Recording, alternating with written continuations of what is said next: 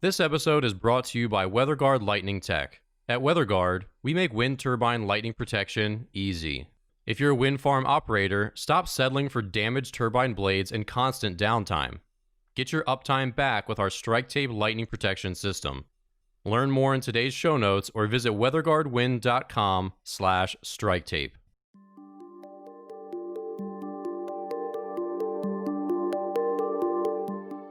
Welcome back. I'm Alan Hall. I'm Dan Blewett, and this is the Uptime Podcast, where we talk about wind energy, engineering, lightning protection, and ways to keep your wind turbines running.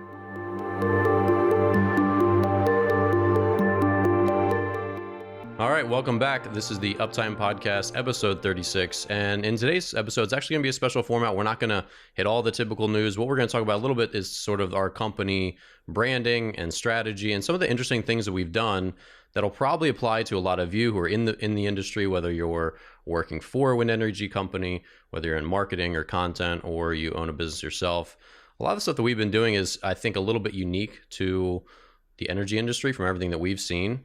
And so we're going to chat about it a little bit today. It's a holiday weekend, so we figured mixing up the show a little bit will be fun. So, Alan, first thing we're going to cover today is sort of like the company origins. And obviously, WeatherGuard Lightning Tech produces lightning protection systems for wind turbines, but also for aircraft. So let's talk a little bit real quick about how you made that sort of, not necessarily a pivot because you still cover both markets, but how we got from aerospace to wind turbines and what was the gap in the wind market here? So we did start in the aircraft market. The product itself is used on most airplanes flying today. It provides lightning protection to the non-conductive covers, the radomes that exist on the front of the airplane, on the nose of the airplane, and over most of the larger antennas like the television antenna, the satellite antenna that's beaming live television into your seat. There's a cover over that, and our product gets installed on that. So the years and years ago now, it seems like an eternity ago, there's some similar products out in the market, but the issue was just durability and making it last a really long time in awful environments. And aircraft go through awful environments: hot, cold, rain, snow, sleet. They're exposed to a ton of chemicals, cleaning chemicals, de-icing fluids, you name it, and you're just going to get hit with all these different aspects. And so you just needed a very durable product, right? So it's the lightning protection part of it was the piece of it, obviously, but just the durability. We need to increase the durability of the product so you can install it once and it could take multiple strikes and you wouldn't have to remove it or replace it over the lifetime of the aircraft part. That's how it started. And then as we got going, we realized that the wind turbine market basically has the same problem, that the lightning protection systems are good, not great. And by adding our product to a wind turbine blade, you can greatly enhance the existing lightning protection system. But again, there were similar products on the market long before us that just wore out within 6 months or a year or so. And so we knew the product would work from a lightning protection standpoint. Where the issue was just durability. So we spent many years and hundreds of thousands of dollars developing a very durable lightning protection device. That's what we call Strike Tape now. And it's been proven and proven and proven, and it's flying on Federal Express airplanes all around the world every single day. It's on most commercial aircraft today and business aircraft today, and a lot of wind turbines. So we made that transition just because the application was very similar, the need was very similar, and both markets needed that durability aspect, which we offered. So what I want to pivot into is the branding. So obviously you and I began working together back in 2019, and where was your company prior to that? You were called WX Guard. And why did you decide a rebranding was necessary? So there's actually a couple different steps in there. Our base company, our top level company, our holding companies essentially is called Pinnacle Lightning Protection. And Pinnacle Lightning Protection developed the lightning diverter, and the branding for the lightning diverter was WX Guard, Weather Guard. WX is an abbreviation in the aerospace industry for weather. And like the weather radar, which is the system that sits on the nose of the airplane that's looking for weather out in front of the aircraft, is spelled WX radar. So we're just a play on words sort of thing. So that literally limited us to the aircraft market, aerospace market, and the wind turbine market didn't understand that acronym at all. Right. Yeah. So when we decided to make some changes in terms of overall structure, the wind turbine market was a growing business for us. We wanted to rebrand, and that's when we reached out to you, and we all kind of put our heads together and basically made everything simpler, made a little more. WeatherGuard Lightning Tech became the name. We branded the lightning diverter strike tape just to make it a little simpler to understand what the product is and make the name a little more common usage and searchable too, right? And a lot of it had to do with being able to search it on the internet. Yeah, because I think one of the early challenges was we didn't want to think that ours was just another product of the same in a big catalog of items, right? So if you sell, like I make a knife, well, you go to any home store and there's like 15 brands of knives, right? So obviously like a kitchen knife is a kitchen knife and the brand name works, but if you could rename it like this is the Slicer-Matic 2000, obviously they do that in hokey things, but like having the brand name is helpful in differentiating just your own product and all that other stuff. And that's where the logos and the new branding came into that too. So when we did the rebranding, what was your main goal with logos and colors and all that stuff? Because what I find interesting about the industry is that they tend to be afterthoughts, right? And we've talked and we've laughed at Siemens Gamesa a little bit versus GE. I mean, even with the wind turbine, I imagine that there's some effect on marketing when you're talking about the Halley 8X, which is a cool name for a huge wind turbine, right? Yeah. Versus the SG14222DD, which sounds like this is just another device out of a catalog. Right. And that, I think that was your overarching goal, correct me if I'm wrong, that you just didn't want to be another device in a catalog because your product is better than that. Right. And by labeling the product and sticking a brand name on it that's memorable and short enough that you could repeat to somebody else and you could use it in a conversation and even treat it like a verb, right? Mm-hmm. Strike tape it, right? You can actually apply it in that fashion. It makes the usage of it expand a lot more than creating a number, right? And if you look at, I'll use Tesla as an example. It's not the best example, but it's pretty useful.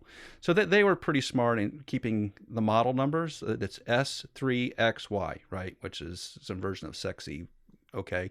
So there's a little play on words there. It's memorable, right? It's hard to not remember that.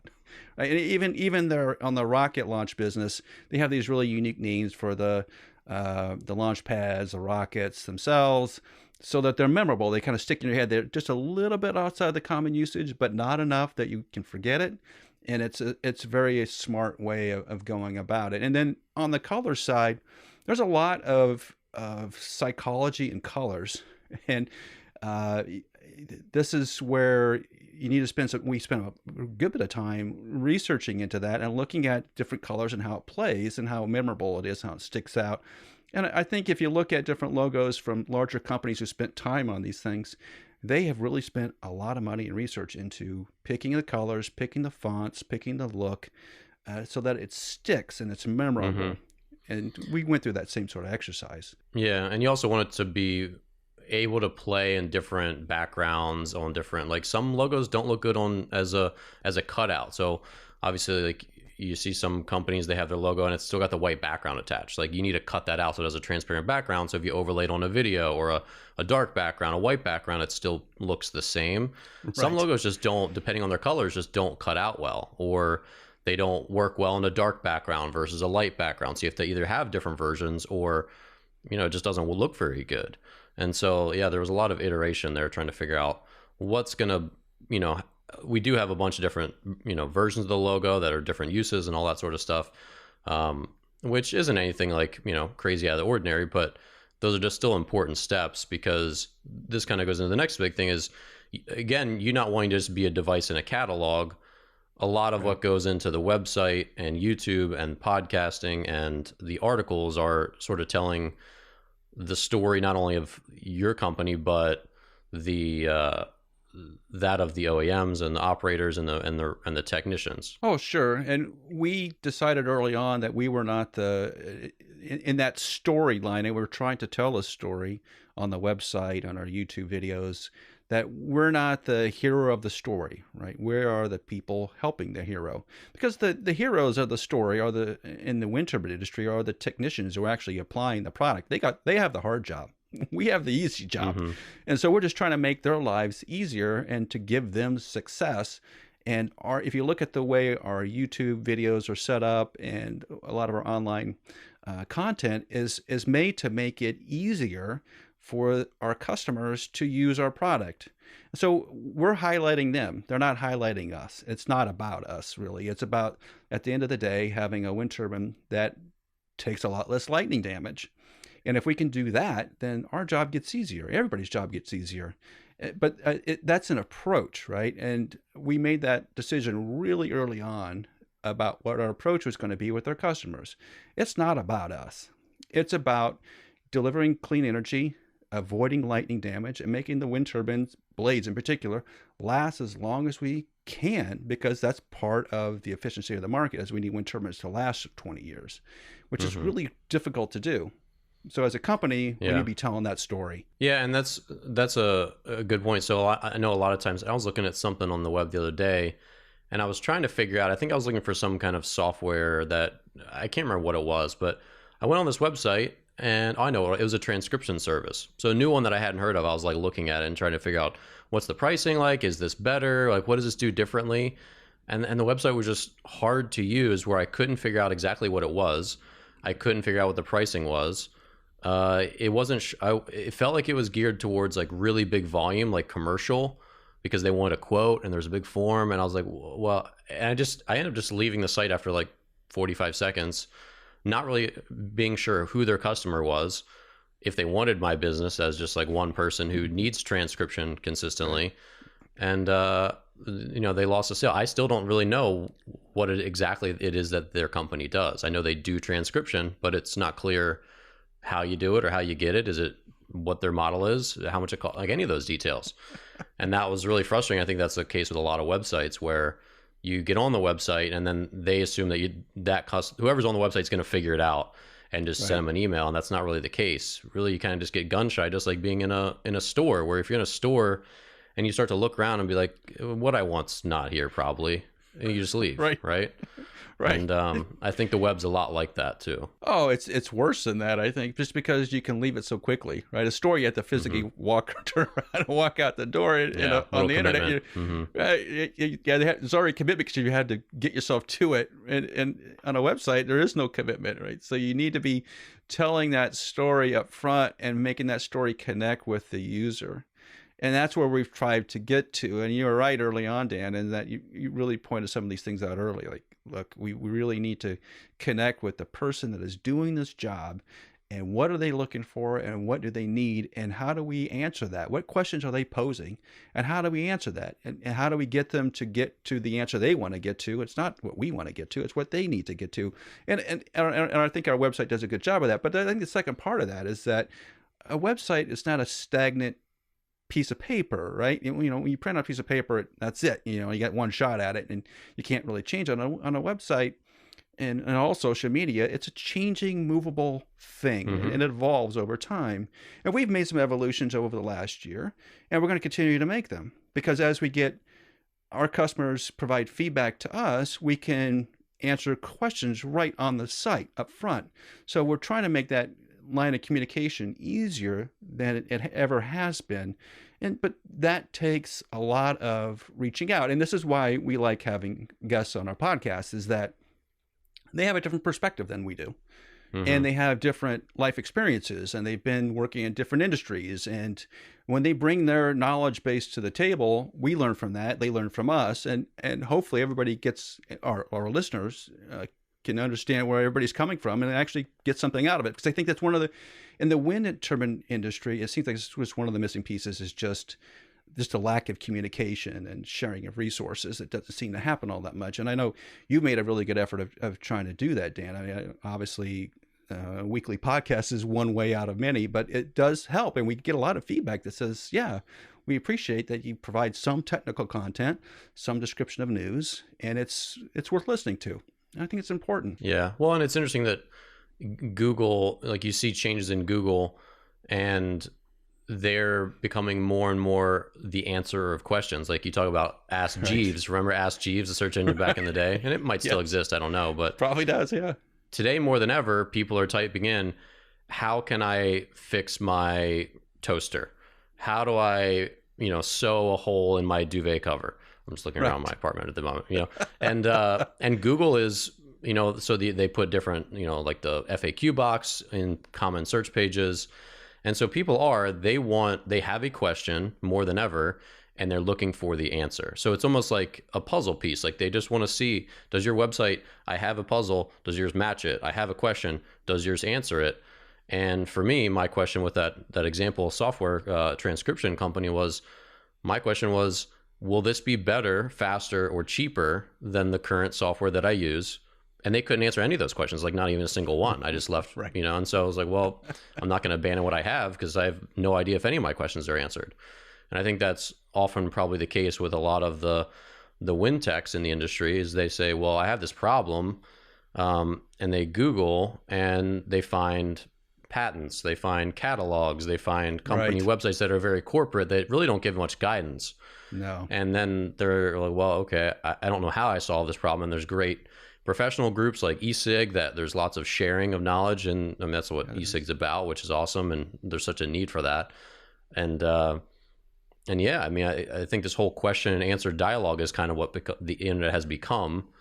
And social media is a whole different animal than like YouTube. And so, YouTube for us, for our channel, has been helping people understand a little more about wind turbines in general, and also lightning protection and what's going on. And and yeah, because that's where people go is when they want to learn something, they go to YouTube or they go to Google search. But YouTube, much more than social media, they go to learn something. Yeah, and it has really evolved into, particularly YouTube, has evolved in what television was supposed to be back in the 1950s, which is this educational resource. How do I do this? I mean, and television was the wrong format for that because it can only spit information at you. You couldn't ask it anything back. With YouTube, you can ask questions and you can get answers. Like, how do I fix the handle on this drawer? Well, somebody has made a video on how to do that. And the same thing is this in all kinds of aspects. And if I'm a technician and I want to know how to repair a blade or make a fix, there's all kinds of little videos about everything. And that changes the world in so many ways, because the fact that you can even ask your phone a question, because that wasn't a thing really 10 years ago. You couldn't, Siri wasn't even really around 10 years ago. And now it's, hey Google, it's hey Alexa, right? Everybody's got things in their home. They can ask questions of a device and it responds back to you. So you've changed the way we interface with technology and information. We can voice a question and have something read it back to us, or find a YouTube channel that provides that information. And that's where we've spent a lot of time on, is trying to be that place to ask questions, not just look for a product. I mean, anybody can find a product, but you can just put part number in and find a product. But if you have a question, find it through us. And Dan, you've done a tremendous job there in terms of making it a sort of a question answer based system instead of just a generic part number. Well, and what's interesting about the podcast space, kind of transitioning to podcasting, is that and this is because we do two podcasts here, right? We do the Struck Aerospace Engineering podcast, and then we do obviously this one, the Uptime Wind Energy podcast. And there's a lot of aviation podcasts. There's multiple aerospace engineering podcasts. There is just a lot out there, which is understandable. It's travel, right? It's engineering. There's a ton of people that work in aviation, and it's a huge industry.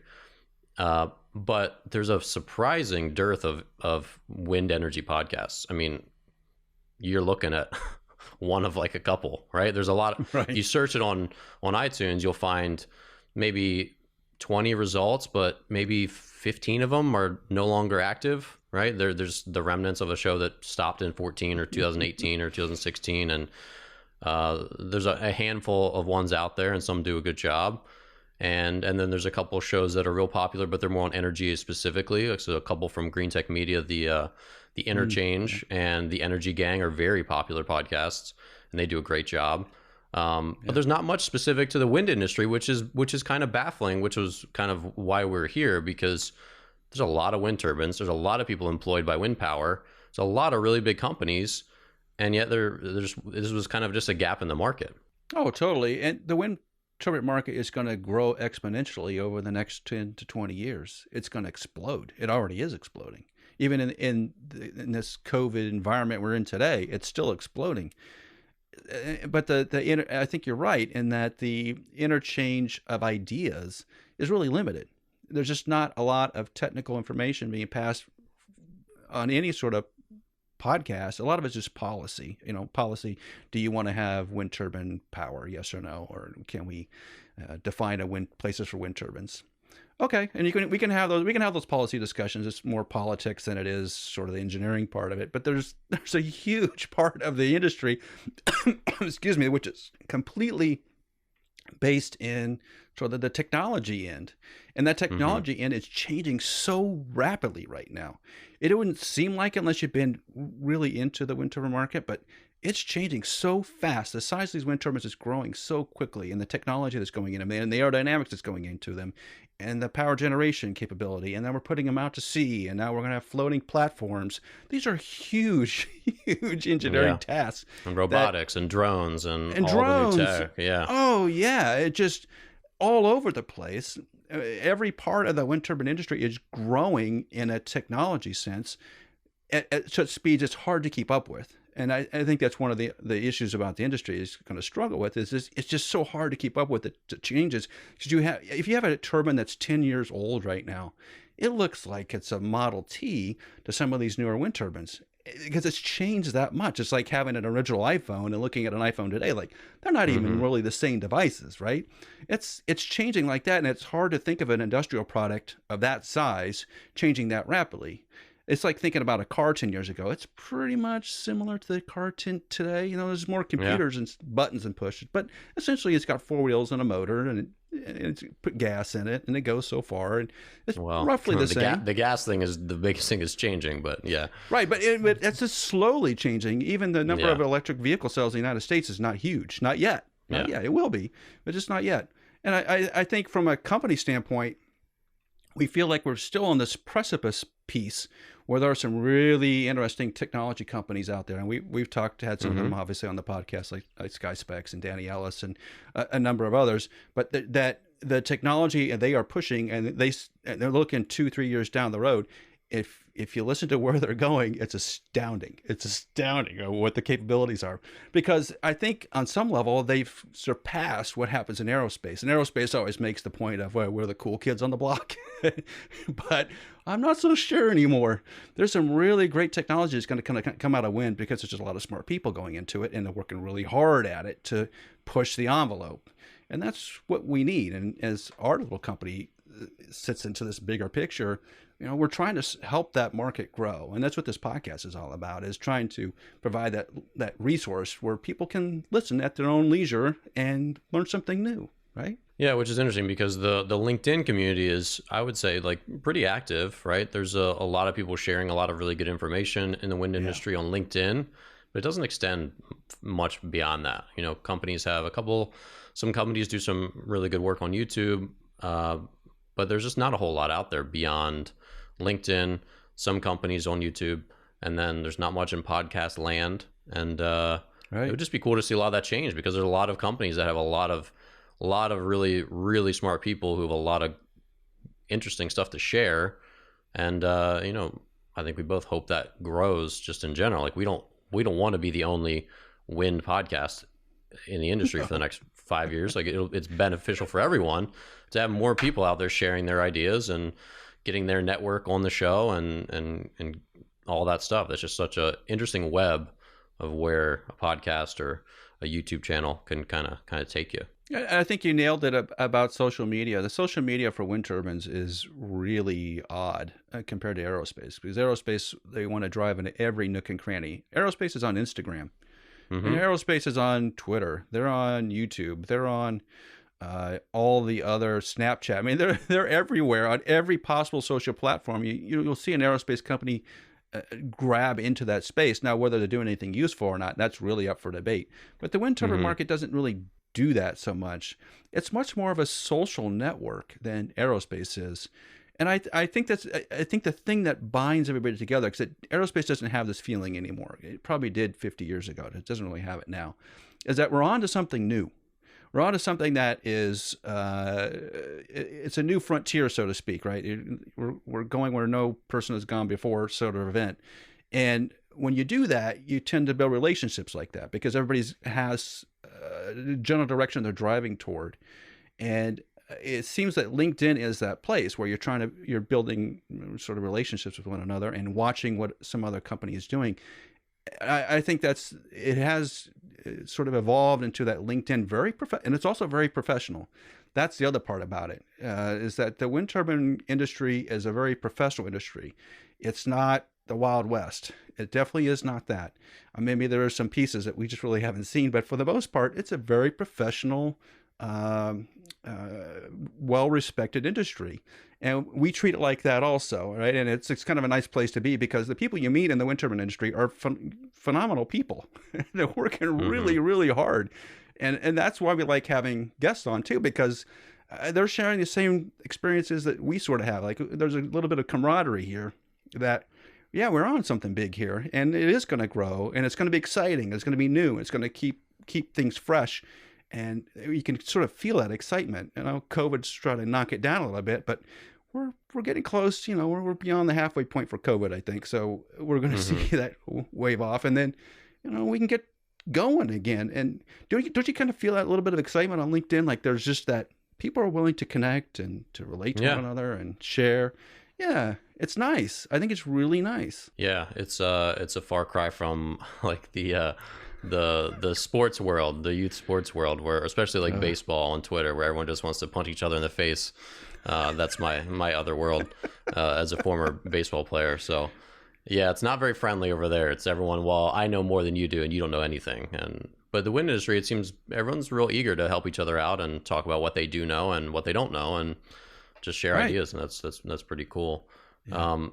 So Alan, what from the head of one company to another, is there any advice you'd give to someone who might be listening who's running their own company or in marketing or in any aspect of the wind industry? I think right now it's about just getting through the COVID bit and realizing that there's going to be something better on the other side. Everybody's taking their lumps right now, and that's understandable. It's just a tough period of time. But I do see a lot of doors opening. I think people are a lot more receptive to new ideas, and they're going to be much more open to different forms of energy. And wind turbine is going to be a big piece of that. I think as a smaller company, not necessarily small, but a smaller company, I think some of the keys in this environment is just to be upfront and to tell your story and to participate in somebody else's story, to be part of something that's bigger. And that's what we're trying to do. Like I said, we're not going to fix every wind turbine. We're not out to be on every wind turbine. That's not the point here. The point is that we can make product work better, last longer, be more efficient. And that's what we're all striving to do, from the technician who's sitting on a rope right now to someone who's designing a new wind turbine over in Denmark. That's what's happening. And I think we all have to sort of keep that in perspective. I know the ups and downs of every industry is going to make everybody a little crazy, and we're in that one right now. But from just a business standpoint, I think the outlook is very positive, that we do have a positive growth outlook. We do have, we see new technology and coming from a lot of different places on the planet right now. And that's an extremely positive story to tell, really positive to tell. Yeah. So I think from my standpoint, I would urge any company out there to start creating content knowing that it's a long-term play. And so for me personally, so if you were to Google me beyond just my work in the wind industry, you'll find a lot of my baseball stuff, which is sort of, you call it a side hustle or whatever. I used to own a baseball academy for about 10 years. And so I've been in like the YouTube podcasting, all this game for a long time. And having been in it from lots of different angles, and not just as like a marketing person, but actually doing it for myself, you take a lot of lumps and you learn that, okay, this is not an overnight thing. But what you do figure out is that, and this is where the wind industry lacks, is people are really hungry to say, okay, I'm considering this product or this solution by this company. And if they can suddenly like listen to your CTO talk of just about what he knows and share some things, not even just about the product, but just his knowledge on a YouTube video, and go through a bunch of things, you start to build comfort and say, I mean, I'm going to reach out to this guy or this girl. And, she's sharing tons of great information.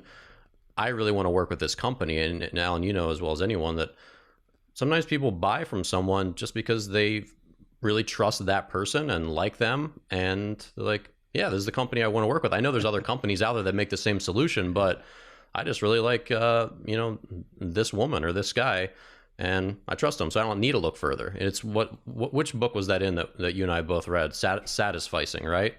Isn't that the term where I think that's right. You don't have to look. You might have 10 choices, but if choice number 3 checks most of the boxes and you're pretty happy with it, you're not going to go check the other 6 options. You're just going to pick number 3, ignore the other 6 or 7 that you haven't touched. And like, that's what humans do, is they satisfice. They look for the best choice, but then they settle early because they don't really want to do all the work going through a million things. So if you're comfortable with someone, like, yeah, this leading edge erosion, the company owner spent a lot of time with me, seems like a really knowledgeable person, and I trust him, it's good enough for me. Yeah. Check it off. We got a leading edge solution. Right. I don't need to go vet the other 6 companies if I'm comfortable with this one, right? And I think that's what part of our whole content outreach is just, because you have a big camera rig in your office. I have a big camera rig in my office. That was an investment up front, right? And learning it and forgetting to turn the camera on to forgetting to turn the mic on, having the frame rate wrong. And there's a lot to learn. And I'd be like, hey, Alan, guess what I forgot to do? But, those things, it's a long-term play and it ends up really paying off. And there's a lot of stuff, especially with, like you talked about COVID, there's a lot of things a company can do in-house for just a couple $1,000 in equipment to make a really high quality video, like the ones that you're watching right now that sound great, look great, and that no one would ever turn their nose up at, whether it was on your corporate website or your YouTube channel. And it's an interesting, easy thing to do, that it's just helping to humanize your company. Like, you don't just sell a product, like, you're people that care about the environment and you care about helping other companies solve their problems. You're not just a product. And have you think that has changed over the last couple of years? And maybe it's sort of COVID related in this sense, that a couple of years ago, it just seemed to be sort of becoming less personal. A lot of interactions online were just less personal. And even Twitter today is very much like that. You don't know who's really behind any of this stuff. And going to like a Walmart or a store of that size is really impersonal. You don't know nobody who works there. You don't really care. It's the lowest quality product at the cheapest price that you can get in mass quantity. And you know what it is when you walk in the door. And that has evolved back now into, it's becoming much more of a person to person, which I think is where it needed to go anyway. There's a lot more, especially in sort of the technical realms, it's becoming much more person to person. And I think that's really helpful, because when we start to share information with one another, then that only makes products better, and it makes it much easier to have to get to solutions than like going online looking for a product and ordering it. It doesn't work like that, especially in wind. It doesn't work like that. It hasn't worked like that ever in wind, I don't think. So that sort of personal relationship part, which is hard to get today unless you're online and you're putting yourself out there, is really hard to do. And I know you do that on your baseball side, and we're trying to do that on our lightning side too. But it's a hard play to make, but I think it's the right play for and especially a new business in wind, to really get out there and explain who you are and why you're there. Yeah, well, and especially when you talk about the way, like, I guess I'm still in the millennial generation, but what is it? I mean, your son is in college, your daughter's still in high school. Are they a Gen Z? Is that what they're referred to? Whatever comes after that, yeah, I suppose. Whatever the young people are, but I mean, for business owners to understand who their future like procurement people are, they'll be dealing with, future buyers are, 25-year-olds today who will be, in 10 years, very experienced buyers for energy companies and everything else. Sure. I mean, there's been so many reports like they're buying companies that they believe in the morals and values of these companies. I mean, like Patagonia is one of the prime examples. Sure. So many young people wear Patagonia because they know the company stands for helping the environment and they give back to the environment, and they will choose that company over another one. And so you do have to sort of humanize your company and make your values known and the why behind your business known, I think, because I think more so as every year goes by, because you're going to have more and more new people coming into the space who are passionate about the planet. And if they have two companies and one's has like some outreach stuff and they're maybe they're giving back in certain ways and they're doing all this stuff, which is a thing you can, you know, showcase on YouTube, social media, etc., they're going to probably push their boss to go for them rather than someone. Obviously there's a lot of factors that go on and, you know, bidding a contract or whatever, but that's going to be a factor because these are still people that you're dealing with. And I mean, we've all seen how in politics, major decisions that affect the whole country can come down to a room full of people or one person, right? It's crazy to think like the way TikTok was affected by President Trump, right? Like, I don't really care what happens to TikTok, but that was a company that came to a screeching halt because the president was like, hey, you know, like, we need to do something about this. And there's people in that in every company where it stops with them, or there could be just a really high up person that says, hey, I'm not buying from this company because I don't like the way they treat the environment, or I don't like their whatever it is, or I really want to work with this company because I see the good they do and I've gotten to know them and their people through YouTube or through podcast, whatever it is. Right. And of course, in-person conferences will come back and that will be important as well. But especially in COVID times, you know, who is your company on the web? Can people find anything about you? Those are important questions to address, I think. Right. And I think one of the things you mentioned early on when we started up this new effort was to be reachable, right? I mean, how much do we hate going online and asking questions and never getting a response? Mm-hmm. Not to say that we're perfect, because we're not perfect, but we sure as heck try to be. And we make ourselves available. So you send us an email and we get email online feedback or questions that we correspond with online from school kids that are asking questions about their homework on wind turbines, right? And all the way to, hey, I have 100 turbines in South America that need help. Can you help us? And so you get this wide range of questions and responses, and every one of those is important to us. Like the high school kid who has to turn in a paper next Thursday is interested in wind, and that's important. We need to get that message out there just as much as it is to fix the 100 wind turbines in South America. All that's important, but that also helps us sort of create a little bit of a network that we are easy to reach, relatable. We're trying to be, you know, we may not always have the right answer. We may not even have an answer that we can provide, but at least we can maybe point you in the right direction. Mm-hmm. And a lot of times that's what happens with us, is that they're asking questions about installing on a particular wind turbines in Ohio. We don't know much about Ohio. So here's a resource you can go find that. Yeah. But where else do you get that today? If they're coming to us as a relatively small company to find that information, it tells that the larger companies are not providing that.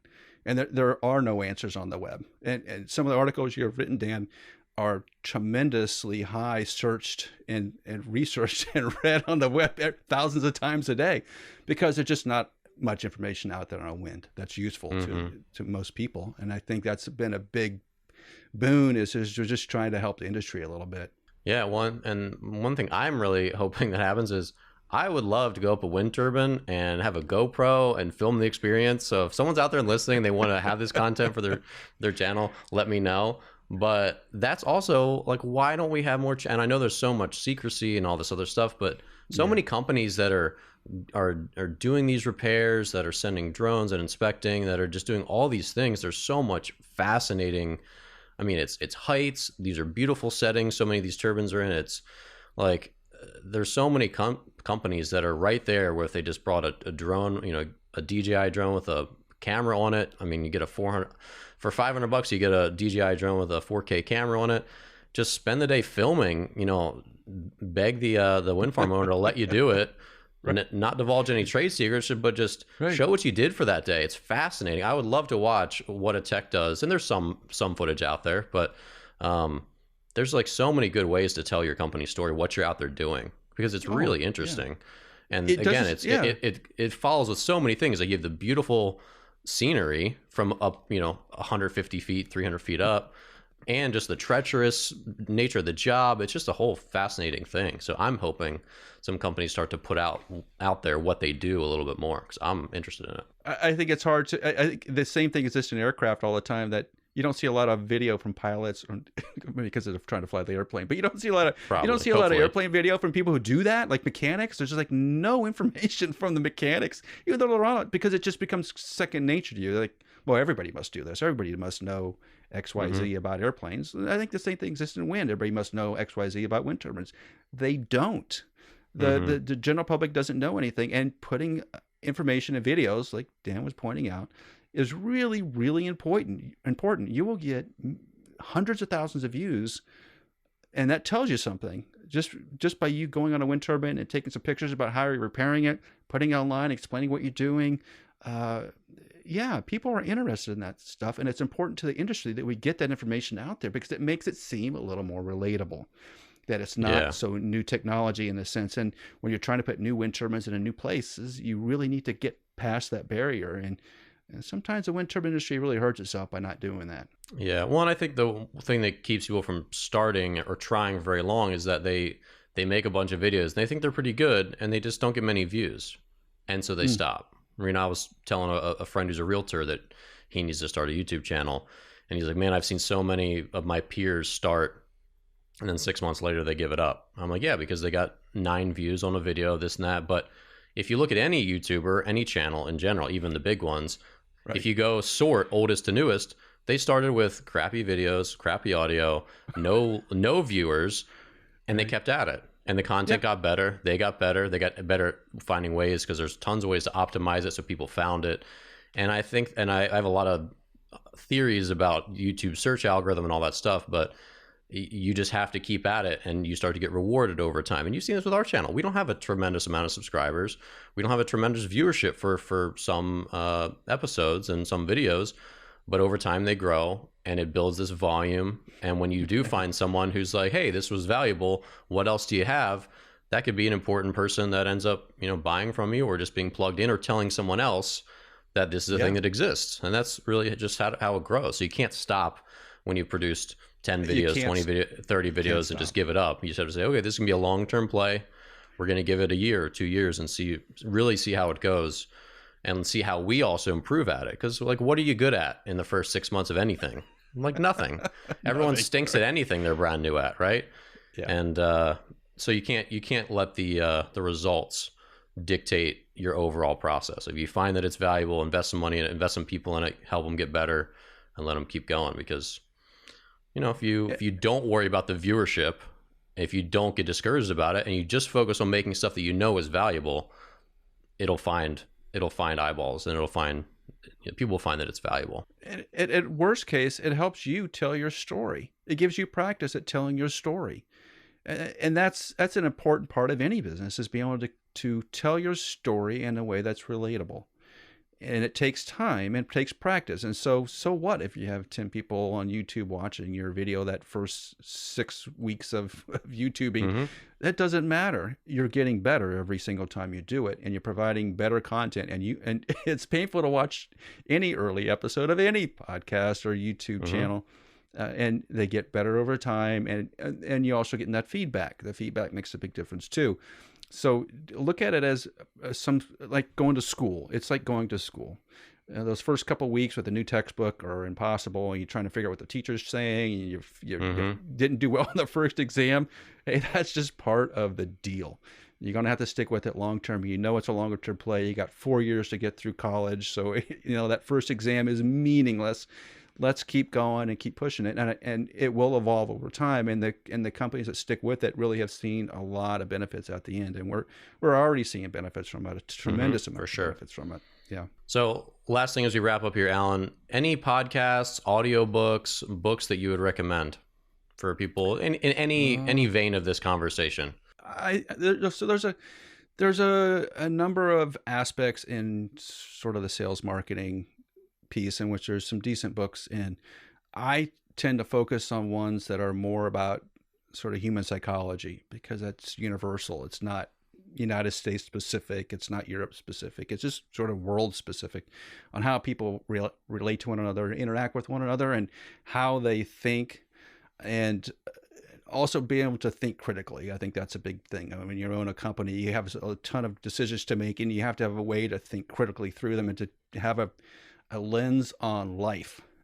Your lens on life changes a whole lot when you're responsible for employing other people. So some of the books that I like to read are the Robert Cialdini books, which are about psychology and how the human brain sort of works and how it processes information, and how when we receive information, how we process it and then react to it. The one that's out right now, I think it's called Persuasion. That's a really interesting book. There's I like the Scott Adams books, which are, this is the creator of Dilbert.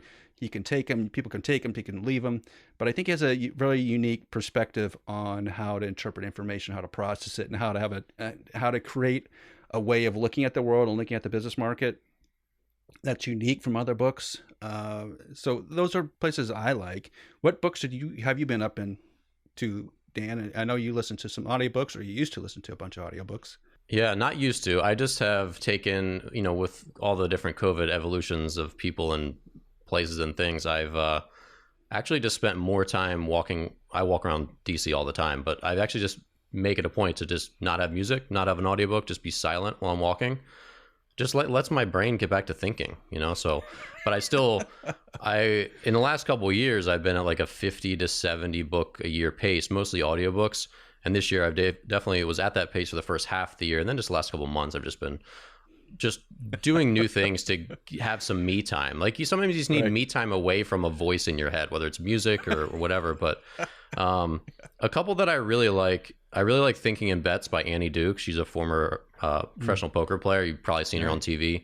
Yeah. And she talks about decision making, not as ever certainties, but as, when I like how certain are we that acquiring this company is going to be good for us long term? Well, I'd say I'm 80% sure, or I'm 80% of the time it's going to be great for us. 10% of the time I could see this really hurting us, and 10% of the time I could see it just being a push, like not a big deal. And that's sort of how poker is, where you make plays knowing that the outcome is literally almost never certain, not very, very rarely certain. That's a good book just to kind of reframe the way you're thinking, because when you make a business move, you just don't know. If you pick a stock, you just don't know. And so that one's, I think, a really interesting way of reframing what you're thinking. I really like Switch by Dan Heath and Chip Heath. I'm scrolling through my Audible here. They had another one too.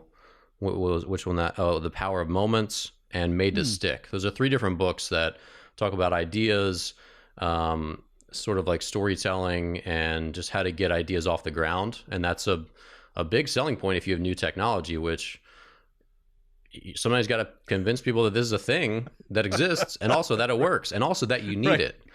And it's not just having a good product or a good idea, but do people want to adopt it? Do people get excited about it and feel like they can run with it? I think that those are important, interesting books. And I just really like The Storyteller's Secret by Carmine Gallo. Carmine Gallo is he's essentially a coach to CEOs, helping them share their message. So he shares in that book how the Intel CEO was trying to explain this new processor that they had. And the speech he had created, or I think he did a press release before he retained Mr. Gallo's services, he kind of went out there and talked about all the tech specs, and basically it got no traction. Like no one was like, well, we don't even understand what you're talking about. And basically Mr. Gallo was like, look, you have to speak to the people, not as if they're stupid, but they don't know processor language. They don't know what your engineers know. He says you need to speak to them and he advised that most people give speeches at a 3rd or 4th grade reading level, because your goal is that everyone understands and tell the story of the product and be relatable. And he just talks about the huge transformation in support for this new product push that this Intel CEO got by revising his message and telling the story of the product in a much different, more layman and relatable way.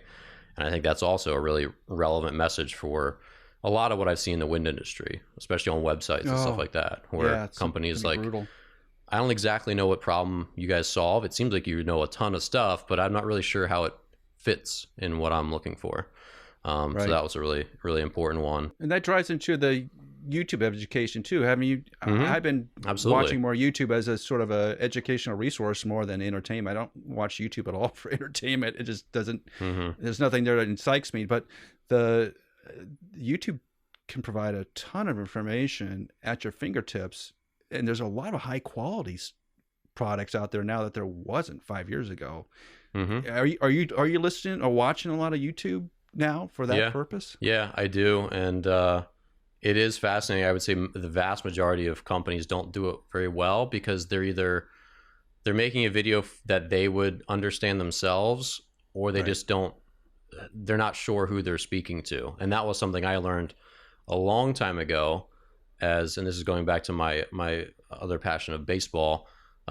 As a baseball coach, most of the videos that I film teaching a baseball concept, I'm talking to a 13-year-old in my camera. I'm literally talking to a kid that I used to train, and I'm explaining it to him. And I know if he understands it, because I worked with lots of kids that age, then anyone else who watches the video will be able to understand it. I'm not dumbing it down. I'm not insulting anyone's intelligence. I'm just saying I want a 13-year-old to understand this.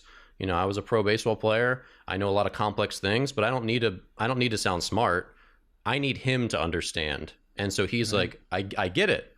I can do that. I'm bought in. Let's go. That's the goal. And it's still the goal with all this other technology. I mean, when we have engineers and super smart people who can explain these concepts really clearly, and I think this is why our podcast works, because I'm not an engineer. Like, my dad was an engineer. You're an engineer, but I don't have the engineering background. So I need you to simplify. And I'll often ask for you to, hey, like, hey, Alan, I don't understand anything you just said. Can you like smooth that out a little bit for me?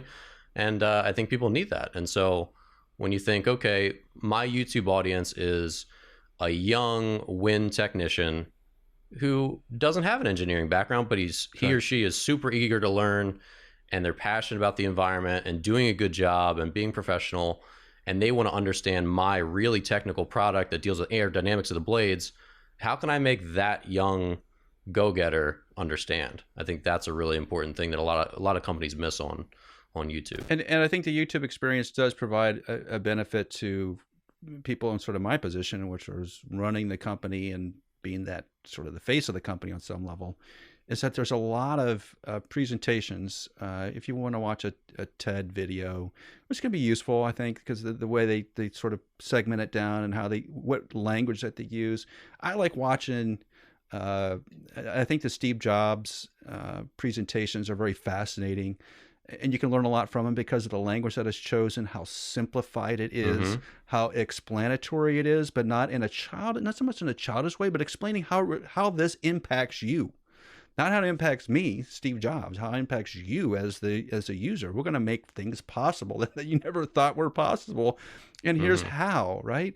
And I think I don't watch them to learn about how the iPhone was introduced. Who cares, right? I think what's important there is like the sort of the framework that they use, the pacing that they use, the language that they use, and how they're communicating. Because Steve Jobs wasn't a great technical person. I don't think anybody's going to dispute that. I think what he was a really good communicator and a tactician, tactical in business in a sense, and sort of ruthless, which hopefully I'm not. But I mean, there's some part of that of just watching, just observing it go and see who has been successful and who has not been successful, and understanding why.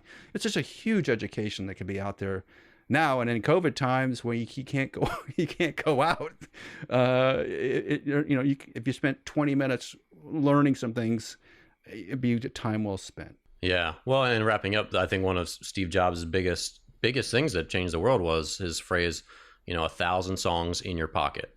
Rather than explaining what an MP3 was, because no one knew what an MP3 was back at that point, explaining the compression and the size of the hard drive and the interface of the iPod, it was just like, this device puts 1,000 songs, which would previously be a stack of 100 jewel cases of CDs. Right. It takes this massive, thing, and it puts it in your pocket. 1,000 songs in your pocket. You didn't have to understand anything beyond that to be excited about the product. If you're a music lover, now you've got 100 CDs worth of music in your pocket. And then whoever wants to learn about the tech later on will be able to find out, what is an MP3, all that stuff.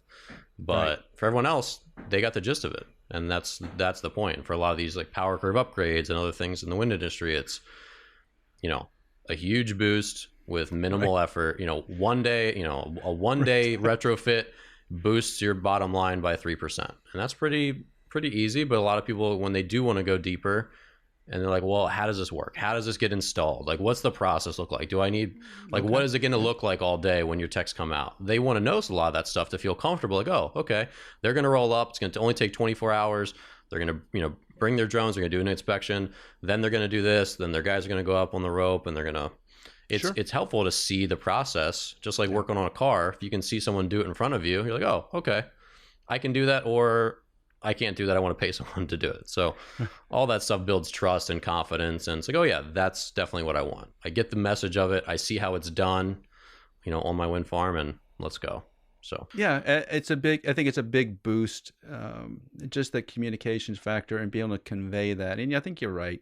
And the Apple comparison to Microsoft, which will be made for the next 100 years probably. Microsoft couldn't explain the iPod. They just couldn't do it, or the iPhone. They could never do it. It'd always be a technical spec sheet, and they'd all kind of geek out on it. And there's a community for that, but for the user, it sucks. and we're in that technical space. Like, who knows a lot about lightning, and why would you? Quite honestly, why would you know a lot about lightning? You only need a couple of people in the world that know a lot about lightning, and we can hopefully convey that to the rest of the community, so you don't have to learn all this stuff, because it's not fun, right? And that's the important part, is that if we can convey that information to people who can use it and make it to their benefit, then that's a win for everybody. And that's where we're all trying to go. Yep, absolutely. Well, we hope you enjoyed this episode today. Obviously a little bit different for us. We want to kind of share some of our background, strategy, some of the branding, business stuff that's going on here. We find it really interesting. We kind of nerd out on a lot of this stuff. So hopefully this is helpful to a lot of you. I'm sure it will be. But if you're new to the show, thanks for listening. Be sure to subscribe. We're on iTunes, Spotify, all the major podcast platforms. Obviously, we are also on YouTube, and share the show with a friend. We're hoping to grow, and we're hoping to help others in the wind industry. So definitely share us on your favorite social media platform. Send us via email, and also leave us a review. We'd really appreciate it. As you know, reviews help everything grow. When you're jumping on Amazon looking for a product, you're jumping on iTunes looking for a podcast to listen to. Everyone looks through reviews. So if you've enjoyed the show, we'd greatly appreciate you leaving a review for us. So from Alan and myself, we will see you here next time on the UPTIME podcast.